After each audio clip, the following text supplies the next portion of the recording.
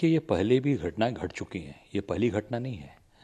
न जाने कितने बच्चों ने लखनऊ में दो बच्चों ने, मैं उनके घर गया था, वो गेम में फंस गए, जो पबजी था और क्या क्या था। ये पूरे विदेश की तरह जिस तरीके से जुआ खिलवा रहे हैं ये, और जुए के कारण ही ये बच्चे बच्चियां अपने परिवार से छिपा कर, माँ बाप से छिपा कर ये गेम खेल रहे हैं, पैसे लगा रहे हैं और वो गलत रास्ते पर जा रहे हैं। पूरी तरीके से ये भाजपा की सरकार, मोदी सरकार इसको बढ़ावा दे रही है और इसको पूरी तरीके से इन्होंने लीगलाइज किया है। मेरी मांग है तत्काल इसको रोका जाए और इस पर कठोर कार्रवाई की जाए। और क्योंकि अभी तो ये कहीं कहीं दिख रही है चीज़ें, ये बड़े स्तर पर चीज़ें पूरे प्रदेश विदेशी गेम की वजह से चीज़ें हो रही हैं, इसको इन्होंने पूरी तरीके से यहाँ पर पूरी तरह इसको छूट दे रखी है। इस नाते मेरा सरकार से आग्रह तत्काल इस पर रोक लगे और जो लोग इसमें शामिल हैं उनको कठोर से कठोर कार्रवाई हो। बस्ती में भी एक लव जिहाद का मामला है, लेकिन वो भी विदेश से जुड़ा मामला है। 300 लगभग लड़कियों का सप्लाई और वीडियो का मामला है। देखिए, ये पूरी सरकार आप देखिएगा केवल और केवल एक ही काम करने में लगी है। हिंदू और मुसलमान शुरू से लेके आप देखिए आखिर तक यही इनका काम है। इस जो चीज़ें खराब चल रही हैं, कोई व्यक्ति हो, किसी जात बिरादरी, किसी धर्म का, जो भी चीज़ें खराब चली उस पर कार्रवाई होनी चाहिए, नहीं केवल इसलिए कि दिखावा ज़्यादा करना है, ज़मीन पे काम नहीं करनी है। इस नाते ये चीज़ें पूरी तरीके से भाजपा की सरकार, केंद्र और प्रदेश की दोनों फेल हो रही हैं और इसमें पूरी तरीके से ये अपने आप को नकारे साबित हो रहे हैं। आगरा से एक खबर और आई है कि लगभग 40 हिंदुओं का जो मकान है उस पर बिकाऊ का पोस्टर लगाए गए हैं आगरा में। तो ये तो सरकार की नाकामी है। आप कह रहे हैं कि हम हिंदुत्व वाली सरकार है, हिंदू खतरे में है, तो हिंदू खतरे में सरकार को रहते हुए हिंदू खतरे में कैसे हो गया? आगरा में कैसे खतरे में हो रहा है? भाई इतने आप मजबूत हैं योगी जी, इन्होंने कहा कि मेरे राज में कहीं कुछ नहीं होता। आप तो ये तो मैं समझता हूँ कि सरकार पूरी तरीके से ना फेल हो चुकी है।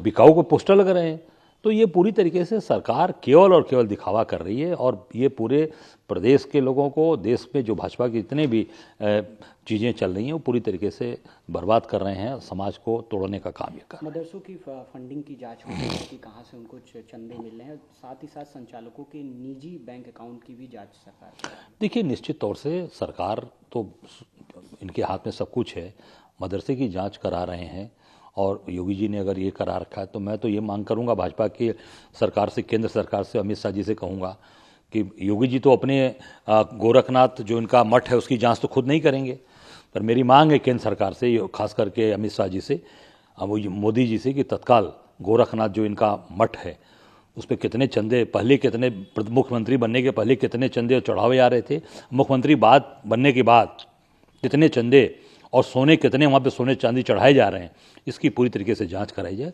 सारी चीज़ें सामने आ जाएंगी कि मदरसे की जांच करा रहे हैं, अब जो मठ में जिस योगी जिसके पूरी तरीके से महंत बन के बैठे हुए हैं, उसके उनका पूरा साम्राज्य है, तो मुख्यमंत्री बनने के बाद मैं सुना हूँ कि काफ़ी बड़ी संख्या में वहाँ पर सोना को चढ़ाया जा रहा है योगी जी को। इसकी जाँच होनी चाहिए। नहीं, 8 तारीख को हम संविधान संवाद ये 5वां करने जा रहे हैं। पहले स्टार्टिंग हमारी सीतापुर से हुई थी और सोनभद्र, हमारे लखनऊ, आगरा और बनारस 8 तारीख को होगा शास्त्री घाट पे 11 बजे। और संविधान की रक्षा करने के लिए, संविधान को ताकत देने के लिए, संविधान को जो सरकार पूरी तरीके से ध्वस्त कर रही है, हमारे नेता आदरणीय राहुल गांधी जी को ये नेता प्रतिपक्ष होने के बाद भी नहीं बोलने दे रहे हैं लोकसभा में, ये सारी बातें मजबूती से 8 तारीख उठेंगी। और निश्चित तौर से जो आज बनारस में भी जो अत्याचार अन्याय इन्होंने किया है, ये सारी बात हम 8 तारीख को रखेंगे। उसमें हमारे राष्ट्रीय प्रभारी अविनाश पांडे जी, हमारे पवन खेरा जी जो राष्ट्रीय हमारे चेयरमैन हैं मीडिया के, सुप्रिया जी, और हमारे 5 सांसद इमरान मसूद जी से लेकर उज्ज्वल रमण जी, राकेश राठौर जी, हमारे KL शर्मा जी, तनुज पूनिया जी और सभी नेतागण यहाँ रहेंगे।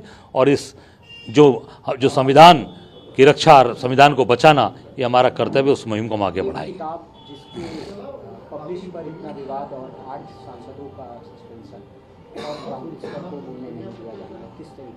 नहीं, देखिए, जो जनरल, आर्मी के जनरल जो सेना के अंदर उन्होंने पूरा जीवन लगाया, उन्होंने देश हित के लिए वो किताब लिखी है, राष्ट्र हित के लिए लिखी है। सरकार को लग रहा है कि सरकार की नाकामियों को उन्होंने लिखा है, तो इस नाते सरकार उसको पब्लिश नहीं होने दे रही है। पर देश हित के लिए सेना का जिन्होंने पूरे जीवन भर समर्पण के साथ काम किया है, उस किताब को तत्काल पब्लिश कराया जाए और हमारे नेता राहुल गांधी जी को बोलने दिया जाए। जनरल नरवाणे की जो वो बात कहना चाहते हैं, किताब का अंश बोलना चाहते हैं, उसको बोलने पूरा देश सुनना चाहता है, पूरा देश जानना चाहता है। तत्काल हमारे नेता राहुल गांधी जी को बोलने दिया जाए और उस किताब को पब्लिश कराया जाए। 8 सांसदों को भी सस्पेंड, उनका भी सस्पेंशन निरस्त हो और उनको तत्काल उनको सम्मान से वहाँ उनको यथाचित स्थान मिले। और निश्चित तौर से हमारे नेता आदरणीय राहुल गांधी जी को पूरा देश सुनना चाहता है, निश्चित उनसे बोलने दें। यूएस की डील हो जा रही है, कम टैरिफ हो जा रहा है, वेनेजुला को तेल सप्लाई का भी काम उसका वेनेजुला। अब इससे साबित हो रहा है कि जो नरेंद्र मोदी थे वो सरेंडर मोदी हो गए। आप देख सकते हैं, जो पहले ये तेल लेते थे रशिया से, ट्रंप ने इनको धमकाया तो वहाँ से भी हट गए। ईरान से भी कह दिया कि नहीं लेना है। वेनेजुएला से तेल लेने का मतलब कि अमेरिका से लेंगे, अमेरिका के अधीन हो गया वेनेजुएला। तो इससे साबित हो रहा है कि पूरी तरीके से अमेरिका के सामने नरेंद्र मोदी सरेंडर मोदी हो गए। एक आखिरी सवाल, केजीएमयू में आप गए थे और वहाँ पे एक नोटिस भी है और बुलडोजर एक्शन की तैयारी भी। नहीं, नोटिस वहाँ पहले दे दी गई थी और वो जो मखदूम शाह का मज़ार है वो 500-600 साल पुराना है। जब केजीएमयू नहीं था तब से वो स्थान है। और जहाँ तक मेरी जानकारी है कि बहुत ही वो एक पवित्र स्थान और बहुत ही धार्मिक स्थान है, जहाँ पूरे देश और विदेश के लोग वहाँ कर अपनी दुआ करते हैं, दुआ कबूल होती है। तो निश्चित तौर से उस स्थान को और संरक्षित किया जाए और उसकी भव्यता को बरकरार रखा जाए। पंडित मूवी आ रही है जिसको लेकर विवाद चल रहा है और साथ ही 27 इलेक्शन भी आ रहा है, तो कांग्रेस किस तरीके से? देखिए, पूरी तरीके से शंकराचार्य का अपमान किया, शंकराचार्य को अपमानित किया। वहाँ पे वेद पाठी बच्चों की चुटियाँ खींचकर मारी गई, गिरवा वस्त्र फाड़ा गया, एक बुजुर्ग सन्यासी को जूते से मारा गया। इससे बड़ा अपमान क्या होगा ब्राह्मणों का? मुझे लगता है कि निश्चित तौर से ये सरकार जाने वाली है और सरकार जानबूझकर इस तरीके की टारगेट कर रही है। पर जो आज ब्राह्मणों का अपमान किया है, चाहे वो मंगल पांडे ने जब 1857 का गदर उठाया, चाहे वो धनानंद ने चाणक्य का अपमान किया, तो उनको जाना पड़ा और अंग्रेजों को भी हिंदुस्तान से भागना पड़ा। अब भारतीय जनता पार्टी का भी समापन है। इनको भी हिंदुस्तान की जनता इनको देश और प्रदेश से भगाएगी।